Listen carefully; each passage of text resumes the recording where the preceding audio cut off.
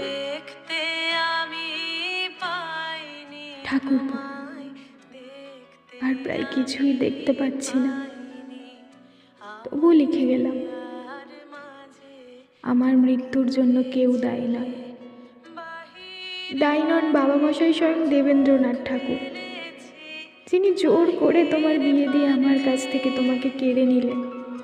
আমার হৃদয় দায়ী নন আমার মেজজা জ্ঞাননা নন্দিনী, আমার হিয়ার যিনি কোনো মাঝে দিনই আমাকে তোমার নতুন দাদার যোগ্য স্ত্রী ভাবতে পারলেন না, আমি দিলেন না এতটুকু সম্মান। তোমায়, দায়ী নন তোমার নতুন দাদা যতীন্দ্রনাথ, আমার যার জব্বার পকেটে আমি পেলাম এক বিখ্যাত নটির প্রেমপত্র।